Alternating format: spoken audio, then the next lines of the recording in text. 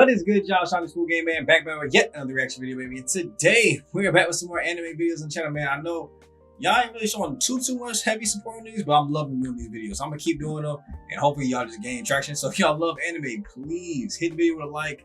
It'll help it get out to other people. That's all we really want to do here for that. You know, it don't cost anything to do real quick. Just help your boy out. Get these videos out to the better audiences, and I want to see them too as well. So if you are enjoying it, hit the like button, show me, so I can bring more of it to the channel faster.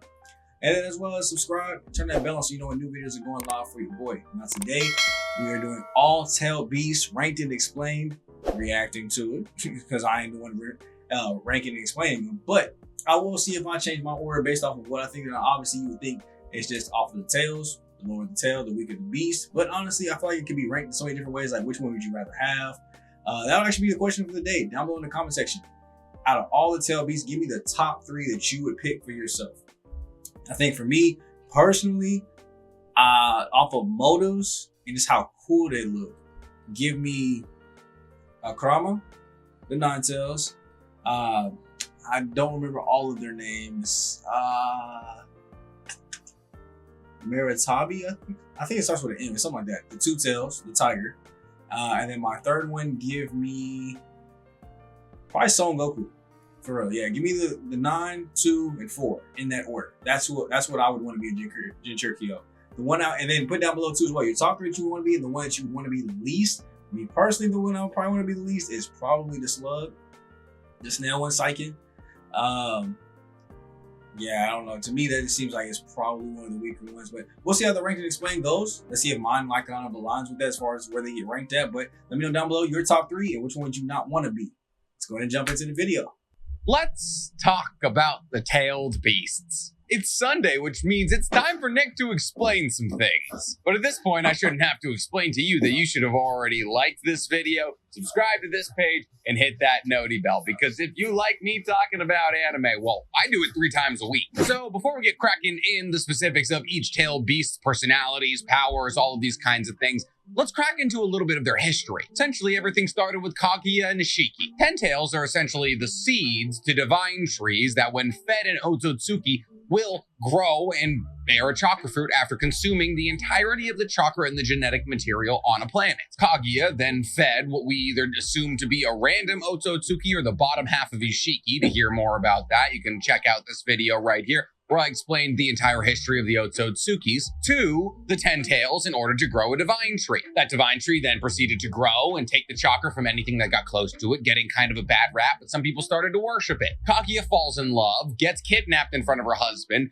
kills all the people who kidnap her because she was an Otsutsuki, overcompensates because he gets freaked out, eats the chakra fruit of the divine tree, and then puts everyone in infinite Tsukiyomi. But she found out that Tenji, her husband, actually knocked her up before he got put in infinite Tsukiyomi. She has 2 sons. They're born with chakra. She's pissed about that, tries to absorb them. They're not all about that. So, in order to absorb them, she takes in the divine tree and becomes the Ten-tails again. Hagoromo Hamura defeat her in a battle, essentially seal her on the moon, and then put the demonic statue of the Outer Path, which is the husk of the Ten-tails, on the moon with her. But in order to accomplish this, Hagoromo had to pull all of the chakra of the Ten-tails out of the Ten-tails, which left the Gato statue, or the husk of the Ten-tails, and then put that inside of himself, essentially becoming the world's first Jinchuriki. This gave him a massive amount of power and also easily allowed him to spread ninju, which was the progenitor of ninjutsu around the world. But time comes for us all, and eventually Hagoromo's old and dying. So Ashura, his son, comes up to him and says, "Hey dad, you have this thing called creation of all things jutsu, which allows you to literally create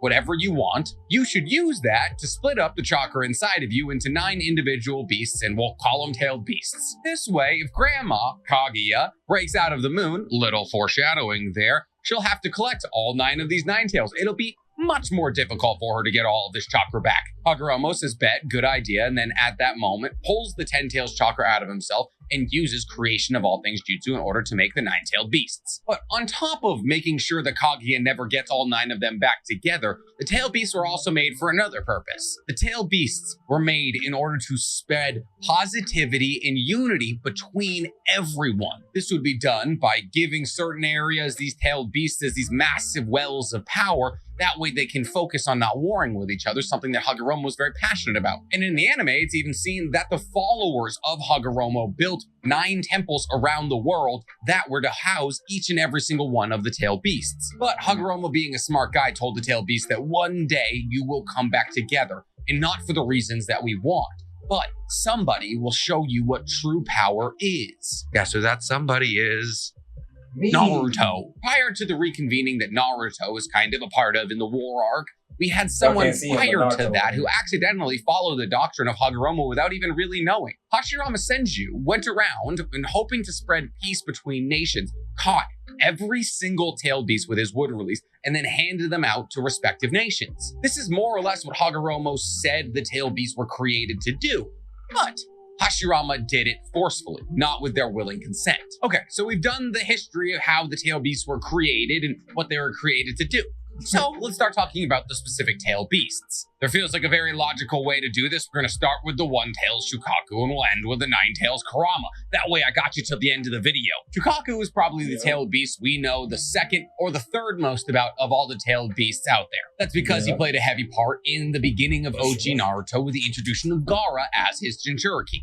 And while there tends to be a popular theory that power in tailed beast scales with how many tails they have, that isn't necessarily true, which means that Shukaku isn't our weakest entry on this list, at least from what we've seen. While it is true that Kurama is stronger than all of the other tailed beasts combined, we know this because Itachi said that if Kurama was sealed in the Geto statue anything but last, the Geto statue would destroy itself. Gyuki says in the manga, while he is fighting with Kurama, that strength is not determined by the number of tails, which leads me to believe that 1 through 8 are maybe strength relative to tails, but at the end of the day, it's probably more about your abilities and how they apply to certain situations. But let's get back to Shukaku. Shukaku was a tanuki, which is a raccoon dog, sort of, and was placed in a temple in a desert by Hagoromo's disciples in order to protect that desert area. This area later became the Land of Wind. He was then captured by a group of disciples that brought him to the Hidden Sand village and tried to use his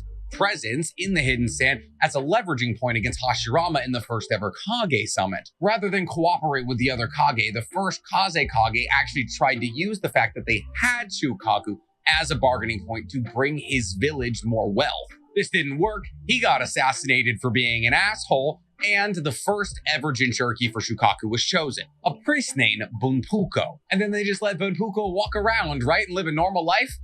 Nope, they sealed Shukaku and Bunpuku in a giant tea kettle, which was under constant guard, and they were never allowed out. And as time went on, the village hidden in the sand began to resent Shukaku and the priest, who they thought Shukaku had corrupted into an evil being. But Bunpuku, being a priest, held no ill will for either Shukaku or the residents of the Hidden Sand. Instead, over that lifetime of being trapped together, Bunpuku and Shukaku came closer and actually became friends. So much so that Shukaku actually had a permanent memory ingrained into his kind of being when Bunpuku said one day he would be released in order to teach the world acceptance in heart. Bunpuku got old, they yanked Shukaku out of him, he died, and then they put Shukaku in another Jinchuriki. This Jinchuriki, we don't know their name, but we do know that the abilities that this Jinchuriki got by having Shukaku as a kind of just tailed beast inspired the third Kaze Kage to learn his Iron Sand fighting technique. This is most likely because of the second Kaze Kage's research into Jinchurikis and ability to recreate the jutsus that they kind of get by becoming Jinchurikis, aka magnet release. A magnet release that allowed the Jinchuriki of Shukaku to control things like gold dust or sand or iron. And it's actually this magnet release that Shukaku imparts to Gaara, and we learn this in Gaara Heat and Gaara's light novel, that allows Gaara to control sand, not the magnetic release that he inherited from the Kaze Kage family that allowed Rasa, his father, to control gold dust. We learned that the Kaze Kage's magnet release is only able to increase the density of Gaara's sand, while it's the blessing of Shukaku that allows Gaara to control sand even after Shukaku has been pulled out of Gaara in the Akatsuki arc. But sand and magnet manipulation was only one of Shukaku's many abilities. It was one of his most prominent ones and one that was central to him, but he had a lot of others. Shukaku was able to take over his Jinchuriki's mind when they fall asleep.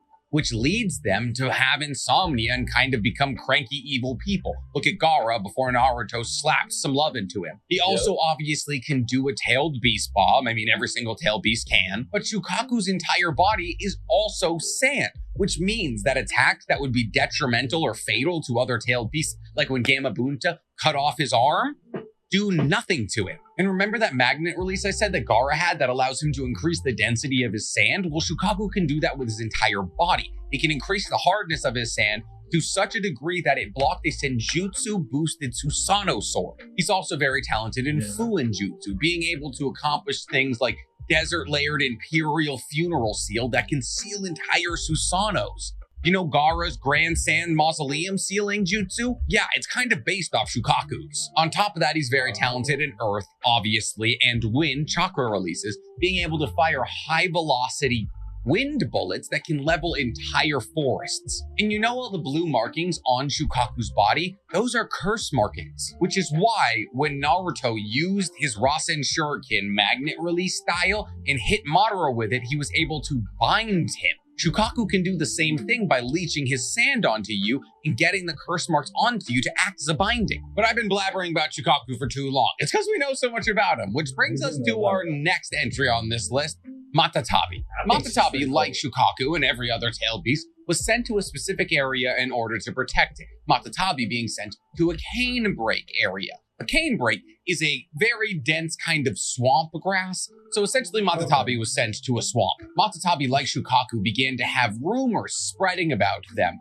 with the people who lived near it saying that it was once a human that turned into a living ghost. We don't know as much about Matatabi as we do about Shukaku. Essentially, the next thing that we know happens with Matatabi is Hashirama catches it and then sells it to the Land of Lightning. And Matatabi stayed in the Land of Lightning for so long that in the cavern behind the Fall of Truth, where the Jinchuriki of the Land of Lightning train with their tailed beasts in order to become closer connected, there's a mural of both Matatabi and Gyuki, the Eight Tails. And it was in this cavern that Matatabi's only known Jinchuriki, Yugito Nin, who had Matatabi sealed inside of her when she was 2 years old, began a grueling training session in order for them to become closer. Matatabi is also the polar opposite of Shukaku in terms of personality. Shukaku is said to be childish, churlish, impatient, mean, while Matatabi was shown to be incredibly polite and respectful. In appearance, Matatabi is drawn to look like a kasha, a Japanese folklore kind of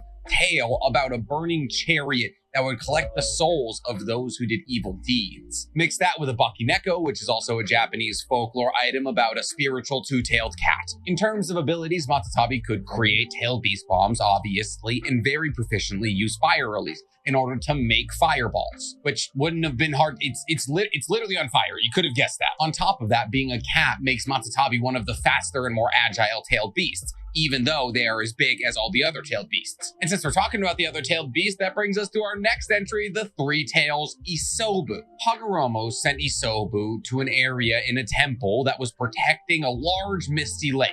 And I'll have you take a guess at what that later became.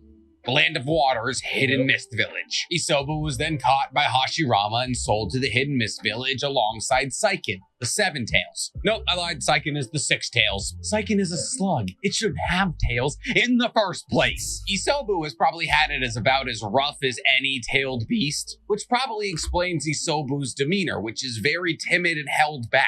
Isobu tends to get spoken over in tailed beast meeting and is very afraid of people. This is probably because of what Isobu had to deal with as a tailed beast for Jinchuriki. His first known Jinchuriki is Rin, Kakashi and Obito's squad mate. But Isobu didn't end up with Rin through the conventional means, right? Because Isobu was with the Hidden Mist Village, if we're not mistaken. So how did Rin, a Hidden Leaf shinobi, end up with Isobu? Well, essentially, the Hidden Mist was being puppeteered by Madara for years, to the fact where they went so far as to abduct Rin, put Isobu in her, and then send her back to the Leaf.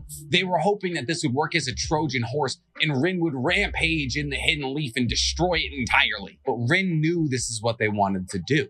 So Rin had Kakashi kill her. And it was at this moment that both Obito and Kakashi awoke their Monkey Kill Sharingans. After Rin's death, essentially Isobu also dies. But what happens if a Jinchuriki dies with a tailed beast inside of him is that the tailed beast chakras just kind of reincarnates them somewhere else. This takes time because all of the chakra has to find each other and then recreate the tailed beast, because a tailed beast is just that, chakra. It was at this point that Yagura took Isobu into himself, Yagura being the fourth Mizukage, and over time Yagura became a perfect Jinchuriki for Isobu, which was not good because he was under Obito's Genjutsu, which made him a blood crazy, insane person. You don't want the dude who's getting puppeteered by one of the most evil people in the show to be even stronger. What's cool about Isobu though is he probably has the most diverse panel of abilities out of any of the tailed beasts. Isobu was able to summon and control coral that can grow up and bind people. On top of this, Isobu is the fastest swimmer of all the tailed beasts, which makes sense because he's technically the only aquatic one. He can also produce a hallucinogenic mist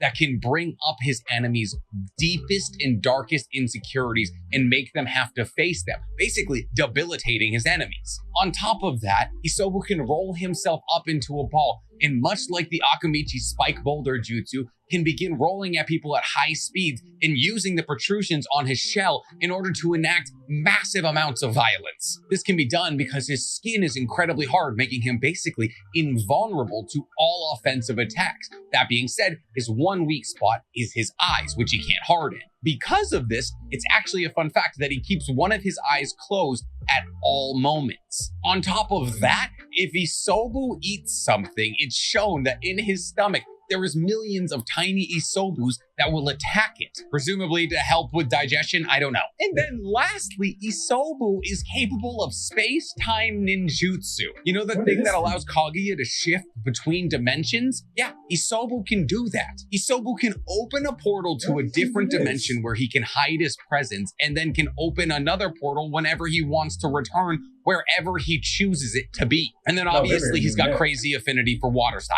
You know who didn't have affinity for water style though? Our next entry on the list, Son Goku, the Four Tails. Now, Son Goku is an interesting case because he was sent to a scraggly, rocky area that later became the land of Earth. But he actually moved to an area called the Water Screen Cave, where he became the King of Monkeys. And if you don't know what this is a reference to, well, one, Dragon Ball, but two, Sun Wukong. Sun Wukong is a Chinese mythological character who is the king of the monkeys. He's a demigod that's capable to jump literally from edge of the universe to edge of the universe in the blink of an eye. He's insanely powerful. So Goku is based off him, and the Four Tails is based off Goku. The next time we see Son Goku is when he's captured by Hashirama and given to the Hidden Stone in his whole peace agreement. And the only known Jinchuriki of Son Goku is Roshi, which is another reference to Dragon Ball. Fun fact, Roshi means turtle though, so it should have been Isobu. Son Goku is probably the most prideful of all the tailed beasts. He bragged about his lineage and hated humans because they enslaved and beat him his entire life. I think you would be the same way. But he has an immense amount of love in his heart for the Sage of Six Paths and Naruto because Naruto reminds him of Hagoromo. He also has a high amount of respect for the other tailed beasts. He believes apes like himself are actually smarter than humans, and as a massive ape, you can see the similarity between him and then Goku and or Vegeta when they're in massive ape form. In terms of abilities, Son Goku actually has some very interesting one, the most interesting being Lava Release, which is the combination of earth and fire chakra natures to make a Kekkei Genkai. And Lava Release is exactly what it sounds like, especially he can shoot out lava out of his mouth. But his lesser known abilities is that he is the most proficient in taijutsu amongst all the tailed beasts, and also physically the strongest, being able to pick up Gyuki, one of the larger of the tailed beasts, and throw him with ease. He can also, using his lava release, create entire new volcanoes, and while this is technically never seen in the storyline, he can shoot green flames out of his mouth. But since we're talking about tailed beasts who had their own specific Kekkei Genkai and got sent to the Hidden Stone, that brings us to our next installment, Kukyo, the Five Tails. Kukyo was sent to protect a dense forest area by Hagoromo that actually never became one of the 5 great ninja villages' land. So Kukyo actually lived in moderate isolation the majority of its life, until, Hashirama came knocking and sold Kukyo to the Hidden Stone. Kukyo's upbringing of isolation actually plays into its personality a lot. Kukyo is incredibly reserved, barely ever talking, and is also very old-fashioned when it talks. But it also has a ton of pride as a tailed beast. Once it found out it had been taken control of by Toby, it was very ashamed. So ashamed that it actually went back to the forest that it was sent to protect by Hagoromo to live the rest of its life in isolation. In fact, this desire for seclusion is so powerful that when Naruto calls a meeting to get all of the tailed beasts to come talk to him about the incoming threat of Oroshiki trying to collect them, Kukyo is one of the 3 tailed beasts that doesn't show up. In terms of will, Kukyo is the strongest of all the tailed beasts because it was the only tailed beast to be able to break out of Toby's kind of control and try to attack the masked man. On top of this, the 5 tails used the horns on its head, its ability to run fast and hard, to ram its enemies into submission. We can see this when the 5 tails rams Gyuki and knocks him back a fair distance and also injures him. But most importantly, the 5 tails uses Boyo release, which is a combination of fire and water chakra natures. And Kukyo used this in a way we've actually never seen anybody use Boyo release. I guess we've only ever seen Mai, the 5th Mizukage, use Boyo release outside of the 5 tails, but that's neither here nor there. Kukyo used Boyo release to increase the temperature of its chakra to a boiling point. And if any person was a perfect Jinchuriki with the 5 tails, they would also be able to do this. We didn't realize how important this was until the events of Boruto episode 217 happened. Because increasing the temperature of your chakra to a boiling point is what Baryon mode does. Because increasing the temperature of your chakra to a boiling point increases your physical abilities many times over. However, all we saw from Han and the 5 tails was an ability to use steam-based ninjutsu that was actually able to literally burn Naruto in his Jin Cloak form. I think it's the biggest slight ever because it's literally how Baryon mode works, so Han in the 5 tails should have been insanely powerful. And on top of that, it didn't permanently expend the chakra that they were clashing together in order to get this boiling point. It was literally a Baryon mode they could do every day. Justice for Han. Get it trending. But you know what tailed beast isn't underappreciated? Saiken, the 6 tails. Saiken was sent to a temple to protect a humid, cavernous area by Hagoromo, which makes a lot of sense when you look at Saiken. Because Saiken is a giant slug, like we didn't have enough of those already with Lady Katsuyo, and Saiken's only known Jinchuriki is Utakata, probably because nobody wanted Saiken. We don't know a whole lot about Saiken's personality. We know he speaks in a high-pitched voice. We know that he's a bit reserved. When we saw him take over Utakata's body in order to kill his master, which is a whole other story, it instantly retreated back into him after his life had been preserved, not trying to continue having control of Utakata. He seems to be friendlier and kinder than other more self-centered tailed beasts. Oh, and he's got legs. As a slug. Outside of that, Saiken can use tailed beast bombs. He can actually make corrosive liquid and gas that will literally destroy and degrade anything it comes in contact with. He's very durable, being able to be thrown a great distance by Kurama with little to no damage. And he can emit an adhesive, sticky goo from his mouth that traps people who get caught in it. It's gross. His whole existence is gross. Oh, and in the anime, he can use soap bubble ninjutsu, which essentially allows him to shoot bubbles that can either pop and hurt people or trap people in them. And it now has created one of the most annoying weapons in Shinobi Strikers, but that's also for another video. Let's move on to a tailed beast who matters. The 7 tails, Chomei, who should go to Shino. How does he not have it? Chomei is a massive beetle who doesn't really... It's always our policy today too. I would say I agree with that 100%. Though that would have been cold if Shino actually was. If they had kept the 7 and 9, and Shino took it over and gave it to either the Aburame clan or the clan that controlled bees. Like one of those two should have had it in the movies, but definitely more so than Aburame. Have tails, he's got like 7 wings, but he is a beetle, so he was sent to a closed forest with a lot of moss by Hagoromo in order to protect it. And Chomei is actually pretty dope because Chomei is the only tailed beast who doesn't go to one of the 5 great ninja villages. Probably because Hashirama couldn't fly, so he couldn't get to him because he's technically the only tailed beast that can fly. So if he doesn't go to one of the 5 great ninja villages, where does he go? Does he get to live in the wild? No, he goes to the village hidden in the waterfalls. And in the anime, at least, it's explained that they were able to catch him because the village hidden in the waterfalls, even though it's not a great village, was incredibly good at making talented shinobi. Talented shinobi, like Chomei's only known Jinchuriki, Fu. Chomei is one of the happier-go-lucky tailed beasts, and that's because he thinks he's lucky because he has 7 tails. Because of this, he actually says the word lucky in conversation a lot, which kind of reflects his personality. I know I said he had 7 wings, he technically has 6, and then he has 1 tail coming out the middle. he's drawn to look like a rhinoceros beetle. As for its abilities, it's able to flap its wings and create a powder that blinds everybody around it. And like I said earlier, it can fly. On top of this, it can create a cocoon that stops it from having its chakra removed from chakra stealing techniques. Think of literally the best ninja in Naruto Storm 4, Jirobo's techniques that he uses to steal chakra. Essentially, Chome can nullify that. And since we're talking about having your chakra stolen, there's somebody out there who knows a whole lot about that. That'd be Killer B, the Jinchuriki of the Eight Tails, Gyuki. A man has had chakra stolen like 8 separate times. Gyuki was sent to protect an area that was covered in tall mountains by Hagoromo that later became the Land of Lightning. That's why him and Matatabe had such a long lineage in that area. Gyuki has had an absolutely storied career in the Land of Lightning. One, a shinobi from the village hidden in the clouds, once tried to emulate the Gold and Silver brothers, who ate their way out of Kurama and therefore gained his chakra and tried to eat one of Gyuki's meat tentacles. This killed him. Oh. Come on, bro. The Gold and Silver brothers were descendants of Hagoromo.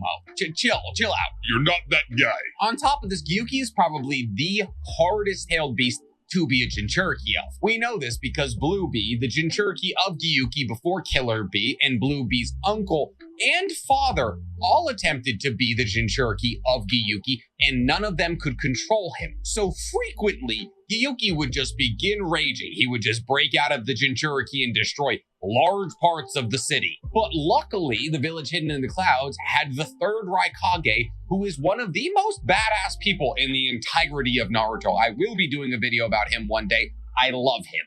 Every time that Gyuki would start raging in full-tailed beast form, the third Raikage would simply fight him to a standstill where both of them collapsed from exhaustion at the end. 1v1 a tailed beast. The Eight Tails, to be specific. In fact, it was kind of a rite of passage to become a Raikage to have to fight Gyuki because A, the fourth Raikage had to cut off one of Gyuki's horns in a battle against him once Blue Bee couldn't control him any longer. And in an anime-only kind of see-through-the-veil situation, we see that it wasn't actually because Blue Bee couldn't get a control over Gyuki. It was because Orochimaru was feeding him genjutsu pills that made Gyuki kind of rampage. But that's non-manga canon, so I'm not going to give that much credence. It wasn't until Killer Bee, at the age of 5, came around and had Gyuki sealed into him with the iron armor seal that Gyuki was finally defeated and made into a compatible Jinchuriki relationship. This took Killer Bee years of training at the Falls of Truth in order to eventually befriend Gyuki. Gyuki is a tough and serious individual who is battle-hardened from years and years of fighting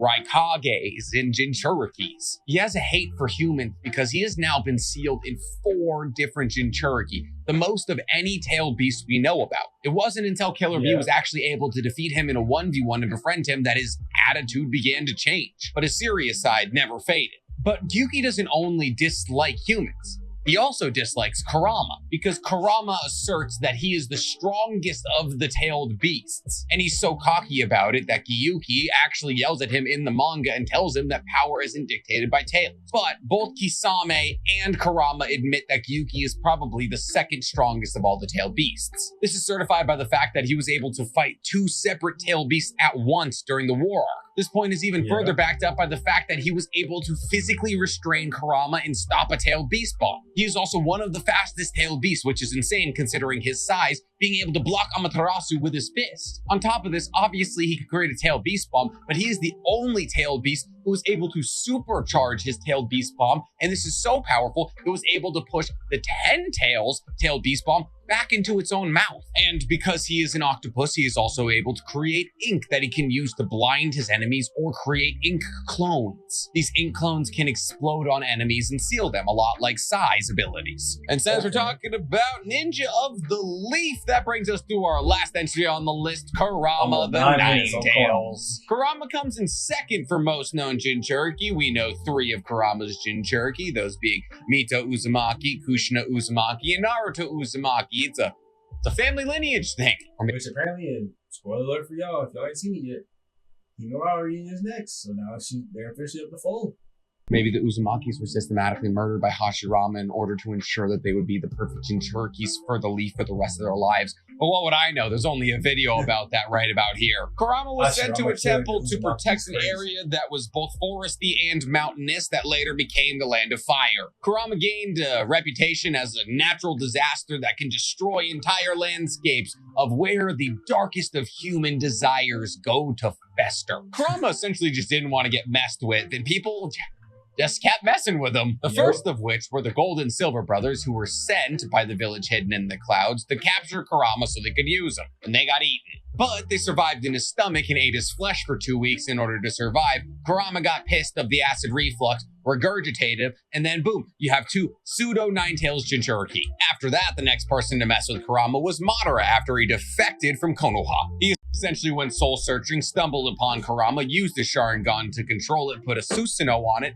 attacked Hashirama. Hashirama punched it off him with a bunch of wood, and then that fight was so massive that it literally created the Valley of the End. But now there's a problem. Now Hashirama knows that the Uchiha can control the living natural disaster that walks around in the area that he calls his own, and decides, well, we should probably put that away. So he seals it inside of Mito Uzumaki, his wife. And that's where he stayed for like 70 years. I kid you not, 2 great wars happened, the first and the second, and Mito was just chilling in a back room with Kurama. He almost comes out once when Mito is giving birth to her and Hashirama's son, whose name we don't know. But outside of that, they're just chilling. As she approaches the end of her life, though, she identifies another Uzumaki clan member in the leaf who's overflowing with love. This is important because Kurama has so much hate in him, he needs somebody who is overflowing with love to counteract that. So she chooses Kushina, and then Kushina gets Kurama sealed inside of her as a relatively young girl. And guess what? The childbirth thing comes back to rear its ugly head when Kushina has a child,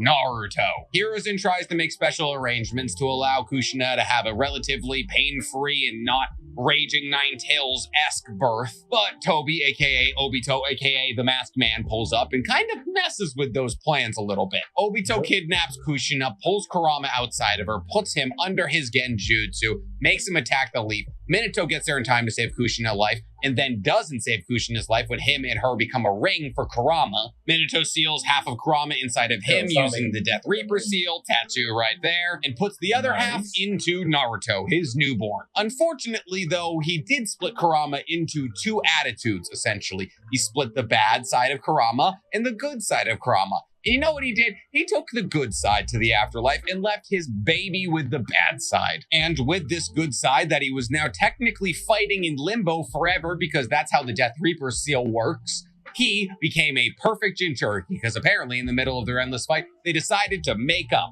Like Minato, who also got Sage Mode slapped onto him, just needed another power-up. Kurama himself, though, was very disapproved of by the rest of the tailed beast because he was snarky and snide about the fact that having the most tails made him the most powerful of all of his brethren. But he was also very smart, creating a long-term plan to sneak Naruto little bites of his chakra in order to weaken the seal on his stomach. And if you had been slapped into a genjutsu by Madara, then thrown into Mito, then thrown into Kushina, then pulled out of Kushina, then slapped immediately into a genjutsu by Obito, only to be sealed in a baby, you would be a bit upset, and you'd be scheming your escape as well. But his connection with Naruto obviously changes his personality, so much so that when the second half of him comes back with the reincarnation of Minato, he actually decides to put that other half back into Naruto. And obviously he also chooses to literally give his life by the use of Baryon mode in Boruto, signifying that he's gone full circle in his hate of humans. In terms of his appearance, Kurama is supposed to be a kitsune, which is a 9-tailed fox that protects shrines in Japan. It is very commonly used in anime tropes everywhere because it's a very popular folklore in Japan. Technically, for being real, Pokemon did it first. Like I alluded to earlier, though, Kurama is obviously the strongest of all the tailed beasts. Itachi kind of said it, but also, with only half of his power, he was able to defeat 5 tailed beasts simultaneously. And that's kind of the craziest bit, is that for the majority of Naruto as a show, we only see half of Kurama's power, because the other half, like I said, is boxing Minato for eternity. But once we saw that chakra come together and Naruto get the full access of Kurama's chakra, we saw one of the most insane things in the entirety of the show, Kurama is able to manifest himself outside of Naruto so they can fight side by side. And I already talked about Baryon mode earlier, but essentially it works like nuclear fission, allowing Kurama to consume his own chakra in order to increase his reflexes, strength, and speed. On top of this, because they are expending their own life force, if you connect a hit while in Baryon mode, it expends the life force of the person you hit because all chakra is connected. On top of all of this, Kurama is actually an incredibly powerful sensor type. Well, I guess just sensor type, being able to sense chakra and negative emotions from great distances. I mean, at full power, Kurama blasted Toneri's stone golem through the moon and into orbit. And in the anime, he's shown to be able to use wind and fire chakra releases, which he uses to create twisters and breathe fire. I mean, this thing can literally flatten mountains and create tsunamis with the swipe of a tail. It did not need to be able to make twisters. And that's it. Oh wait, no, it's not. There's one more. We kind of covered the 10 tails in the beginning, but we'll do a little in-depth dive here. The 10 tails is a seed for a divine tree, and it has no sentient thought. We know this because Kurama said it can't be sensed through negative emotions or through chakra, which means it has no will of its own. The 10 tails is said to be the progenitor of all things on Earth. It is said to have made the oceans, to have raised the mountains, to have split the sky. Its power is literally immeasurable. When Naruto tried to assess its chakra, its senjutsu chakra, specifically using Sage Mode, he said there was no actual limit. I mean, this thing deflected a tail beast bomb from Gyuki, who has the strongest tail beast bomb of all of the tail beasts with one finger. I mean, if this thing gets all of its chakra, a roar from it can set off natural disasters across an entire continent. On top of this, it can extend its roots into the ground and grab people in order to absorb all of their chakra. It also has wood release Keke Genkai. You can ask Neji about that one. And oh yeah, when the bud grows on top of its head, it can literally release infinite Tsukiyomi, which just puts the entire planet under a limitless genjutsu while it slowly sucks out your life force. That is the actual end. This video took me 4 hours to film. I am so tired. So just do me a favor and just like it. That's the wrong way. Like it, subscribe to the page, and hit that noti bell because the fact that took him 4 hours to record and it's down to a 35-minute video, go give that man some love. Link to the original video will be down below in the description. But I gotta say, I do agree with it. I mean, a lot of that stuff does sound pretty strong. So if I had to rate them in terms of strength, it'd probably be Kurama, Gyuki. I gotta say, it's probably what was the name? The horse one again? Kuroko? I don't know if I said that name right, but y'all know what I'm talking about. The horse. Tail Beast, the 5 tails. Then give me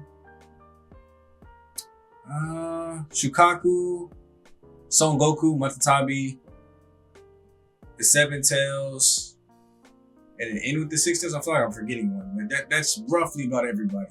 Yeah, I think that's pretty much just like, oh, Isobu. Isobu will probably be just above Psyche. In that order. So let me know what you guys think. Now remember, at the beginning I told you guys to listen to the 3 that you guys would want to be and the one weakest one in the comment section. And I'll catch you guys in the next anime video or the next Naruto video. For at least right now, we'll get more anime later. But it's me, boy Sean. This one, get back outside King Leo. Make sure you leave a like, subscribe, and turn that bell on for your boy so you can also know when my content drops. Catch you guys in the next one, and I'm going for the day. Peace.